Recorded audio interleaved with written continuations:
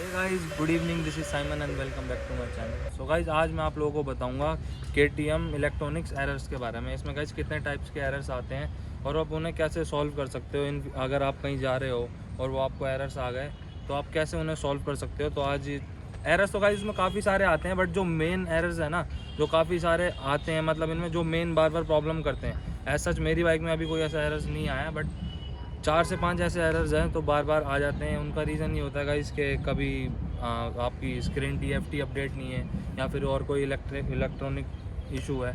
तो गाइस इसी चीज़ को लेके आज मैं कंफर्म कर दूंगा आपको कि आप अपने जितने भी एरर्स हैं इन्हें कैसे हटा सकते हैं, सॉल्व खुद ही कर सकते हैं। आपको कहीं जाने की कोई ज़रूरत नहीं है। सिर्फ इनमें से एक आधा एरर ऐसा है जिसमें आपको सर्विस सेंटर जाना है, अदरवाइज़ आप ये सारी चीज़ें जो हैं खुद ही सॉल्व करते हैं। गाइस सबसे पहले बात कर लेते हैं हम ABS फेलियर की, यानी एंटी लॉक ब्रेकिंग सिस्टम, जो कि ABS फेलियर आपकी TFT पे शो होता है। तो गाइस उसमें करना क्या है, सपोज़ करो आपने ड्रिफ्टिंग वगैरह करी या फिर कुछ और करा, आपने व्हीली पॉपअप स्टॉपी वगैरह करी, तो उनका होता क्या है कि ABS की जो वायर्स होती है ना, और जो उनके अंदर लॉक्स होते हैं, उनके पूरे कोऑर्डिनेट वो आगे पीछे हो जाते हैं। तो उससे क्या होता है, स्क्रीन पे आपको शो कर देगा ABS फेलियर।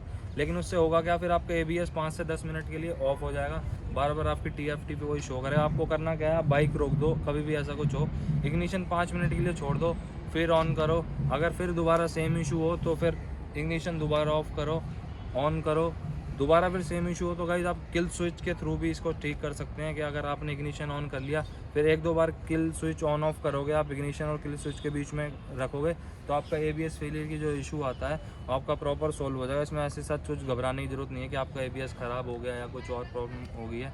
तो गाइस दूसरी बात कर लेते हैं हम ECU फेलियर की, जो होती है इलेक्ट्रॉनिक कंट्रोल यूनिट।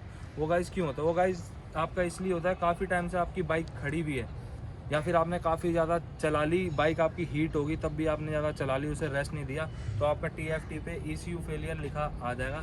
उसमें भी गाइस आपको घबराने की कोई बात नहीं है, ना आपकी बाइक कोई बंद होगी ना कुछ होगा। आपको करना क्या है, सेम चीज़ जो guys ABS failure ECU failure का जो प्रोसेस है ना उन्हें ठीक करने का, वो सिर्फ सेम है। 5 से 10 मिनट आपको इग्निशन ऑफ करना है, बाइक को ठंडी करनी है, फिर ऑन करके किल स्विच के साथ ऑन ऑफ करोगे, आपकी सेम चीज़ें दोनों प्रॉब्लम सॉल्व हो जाएंगी। अब गाइस थर्ड पे हम बात कर लेते हैं अपना high coolant temperature. High coolant temperature guys आपकी TFT पे या आपके पास RCA उस पर शो कर जाएगा हाई कूलेंट टेम्परेचर। तो उसे आपको कैसे सॉल्व करना है गाइस, सबसे पहली बात मैं ये बताता हूँ आपको हाई कूलेंट टेम्परेचर आता क्यों है। हाई कूलेंट टेम्परेचर आता है गाइस अपने रेडिएटर फ़ैन की वजह से। सपोज आपका रेडिएटर फ़ैन धीरे चल रहा है या फिर आपका रेडिएटर फ़ैन काम नहीं कर रहा है, तो उससे होता क्या है, आपकी बाइक ठंडी नहीं हो पाती और जो कूलेंट है, कूलेंट सारा बाहर निकल के गिर जाता है, यानी बैकअप मार देता है। उससे आपको पता चलेगा कैसे गाइस, अगर आपका फ़ैन एकदम प्रॉपर ठीक है, अगर आपका प्रॉपर फ़ैन ठीक है तो आपका फ़ैन की आवाज़ काफ़ी तेज़ आएगी, और अगर आपकी आवाज़ नॉर्मल आ रही है, फ़ैन की बिल्कुल नहीं आ रही है, तो उसमें आपका सेम चीज़ इशू होगा। आपको करना क्या है, उसमें बाइक आप खड़ी कर दो। इसका तरीका क्या है ठीक करने का, बाइक आप खड़ी कर दो, अगर आपके पास पानी है तो पानी आप ले लो या फिर आप शॉप से खरीद लो, आसपास से कहीं भी आप कहीं भी फोर्स अप हो दो। इसका सीधा सिंपल सीधा फंडा है, आपको कुछ नहीं करना गाइस। अगर आपकी फेयरिंग वाली बाइक है तो ऑब्वियस सी बात है आपको फेयरिंग खोलनी पड़ेगी, और अगर नेकेड स्पोर्ट्स कैटेगरी बाइक है तो आपको कुछ नहीं करना गाइस। इसके रेडिएटर फ़ैन है ना, जो फ़ैन और इंजन पे आपको 2 से 3 लीटर पानी फेंक के इसको ठंडा करना है। ठंडा करने के बाद जब प्रॉपर बाइक आपकी ठंडी हो जाएगी, तब इसे 20 से 50 की स्पीड के बीच में मेंटेन करके आप धीरे धीरे इसे घर लेके आ सकते हैं। तो इसका रीज़न यही है कि आपका फ़ैन ख़राब हुआ है, इस वजह से आपका कूलेंट ने बैक मार दिया और बाइक होगी है बंद। बार बार ऊपर वही शो होएगा आपका high coolant temperature, high coolant temperature. तो बाइक आप प्रॉपर ठंडी करके अपने घर पे ले जा सकते हैं, अगर कहीं भी आप कहीं भी जा रहे हैं, घर पे या किसी मैकेनिक पे या कहीं और हैं आप। तो गाइस अब चौथी हम बात कर लेते हैं लो ऑयल प्रेशर।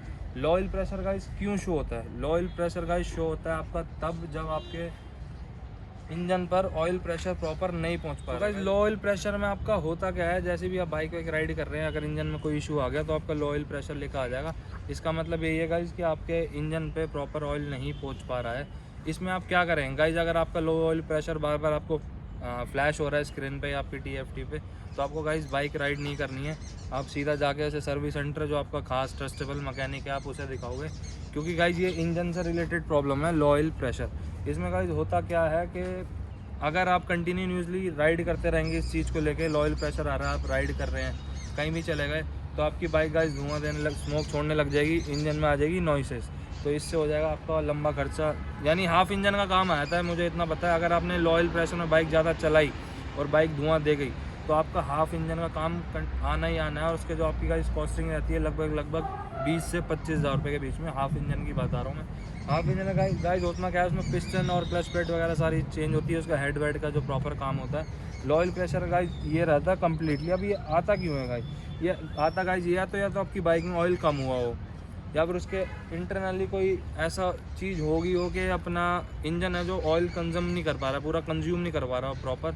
तो गाइज होप करता हूँ ये 4-5 चीज़ें जो मैंने एरर्स बताए हैं गाइज, ये वो एरर्स हैं जो ये बेसिकली बाइक्स में आते हैं। वैसे उसके बाद तो HLU फेलियर होता है और 1-2 फेलियर्स काफ़ी ज़्यादा आते हैं जो वो इतना नहीं करते। और अगर आपको इन सारे एरर्स से भी बचना है तो टाइमली अपनी जो TFT स्क्रीन है, जो आगे इतना बड़ा टैबलेट लगा हुआ है, उसे टाइमली आप लोग अपडेट कराओ। टाइमली अपडेट कराओगे तो इससे कोई ज़्यादा गाइस इशू नहीं आएगा। ये वो एरर्स थे जो बेसिकली 100 में से 90 बाइक्स में आते हैं और किसी में तो गाइस आते नहीं। ठीक है, सो गाइस होप करता हूँ वीडियो आपको पसंद आई होगी, इससे भी ज़्यादा काफ़ी ज़्यादा आपको नॉलेज मिली होगी। तो गाइस वीडियो अच्छी लगी है तो लाइक करना, चैनल पे है तो सब्सक्राइब करना, कमेंट एंड शेयर करना मत भूलना। डिस्क्रिप्शन में दे दूँगा इंस्टाग्राम का लिंक, इंस्टाग्राम पे जरूर फॉलो करना गाइस।